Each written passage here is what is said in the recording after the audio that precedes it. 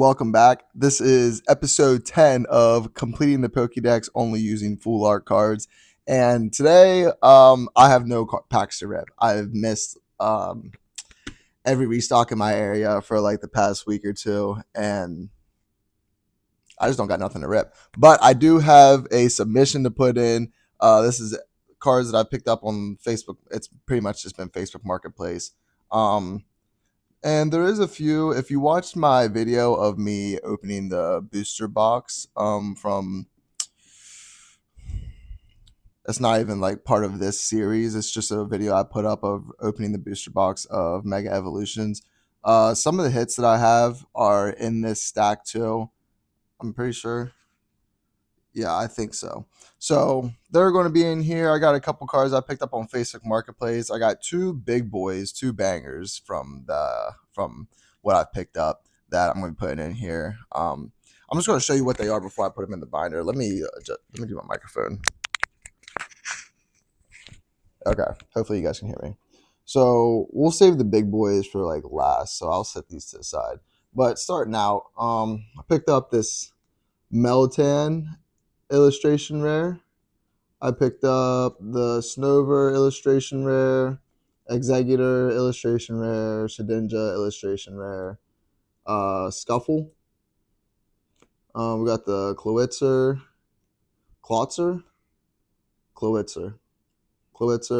the Helioptile from Mega, the Gumshoes from Mega, Clam Pearl. I think this one's from like Temp Forces. No, Destined Rivals. I'm sorry. And the Tranquil from this is like White Flare, Black Bolt. Yeah, one and two. And then for the bangers, I got three. I got two really big boy bangers, but then I'll just start off with this one. I got the Corviknight, alternate art, and obviously you'll be able to see it better when I put it in the binder, but I'm just trying to give you like a sneak peek. Corviknight, I actually just picked this up yesterday on Facebook Marketplace. I picked up a bunch of cards from this one guy, actually. This was just one of them, but the one card that I picked up the Charizard from Obsidian Flames. I'm not going to use that for the binder. I just picked that up because I wanted it. But he had this too, so I picked this up because I need a Corviknight card. And then we got the Rage and Bolt EX from Prismatic. This is what I do. I traded a Stellar Crown ETB for this card, and if you if you look at my daily pack challenge, if you follow that series, you'll know that I just ripped this pack literally yesterday because I'm going to post this video today. So yesterday I just ripped this for my daily pack challenge. So I was like, of course, the one SIR that I just picked up from Prismatic, I pulled it, and that was my first time ever pulling an SIR from Prismatic. But this one's going into the binder, and the other one's staying in my daily pack binder. And then I got the Ethan's Ho-Oh SIR from Destined Rivals. This one, this was I picked this up from Facebook Marketplace, but it was in a grade 7 PSA slab.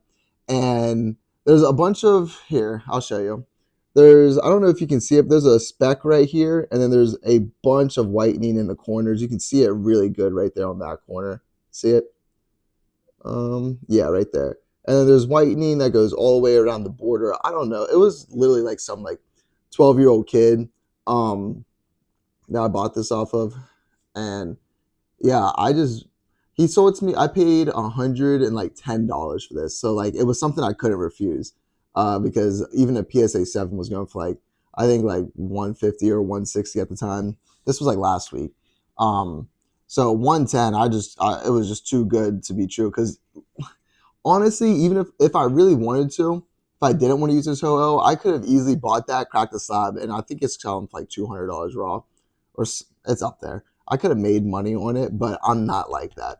Listen, one thing about me is I have a lot of cards. I have a good, decent seal collection, and I never sell. I will trade my arse off before I sell anything, because even if I have something and I don't want it, I'm not going to sell. I try not to sell it. I'm going to say that I try not to sell it, because I'd rather just trade it to somebody who wants it, and maybe they have something that I want in return. Like whenever I go to card shows, bro, I trade. I take cash. I usually take a couple $100 to every card show, but then I'll take my trade binder and I will trade my freaking behind off, trying to get cards that I want. Like, everything that's been this binder. But I haven't been to a card show in a little bit. So I think there's one coming up in like a week or two that I'm gonna go to try and see if I can snipe some singles out.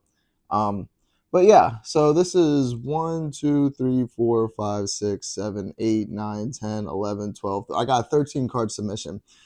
So without further ado, we're just going to get right into it. There's no point in really like, talk, whatever. I can just throw this in the binder. So plus I want you guys to see the cards, I'm sure, I mean, if you know Pokemon cards, you probably know what most of these cards I have already look like, but we're going to get right into it and we're going to put these cards in the binder.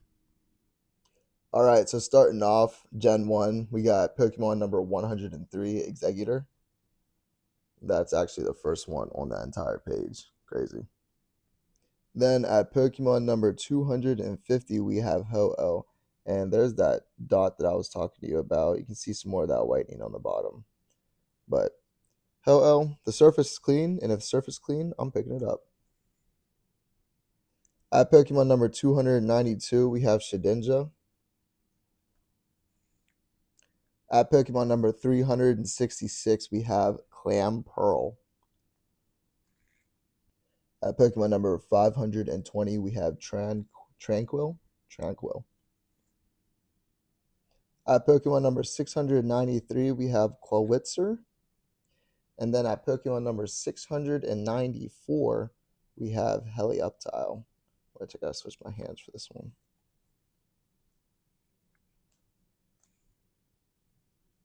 At Pokemon number 735, we have Gumshoos. At Pokemon number 808, we have Melton. Pokemon number 823, we have Corviknight. Such a sick card. At Pokemon number 1021, we have the Raging Bolt. Pokemon number 459 is Snover. And finally, at Pokemon number 759, we have Stuffle.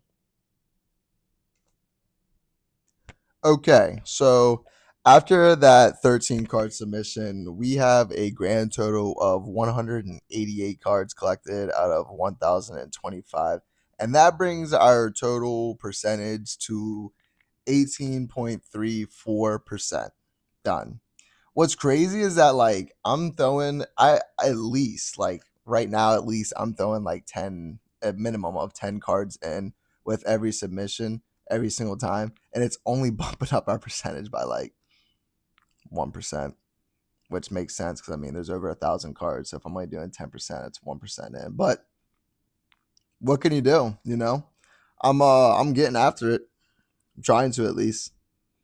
188 cards collected, like. And what's crazy is I have 188 cards collected. I still have pages that do not have a single card on it, which I think is insane to me. But then I got some pages that I'm only missing, like this page right here, for example, 1, 2, 3, 4, 5, 6, 7, 8. I'm only missing 8 cards on that one.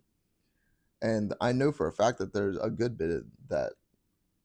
Honestly, maybe even all of them have full art, so I could probably get that page done. I know there's like 2 or 3 pages in the binder as I was like looking through it that I can get like the entire page done if I wanted to.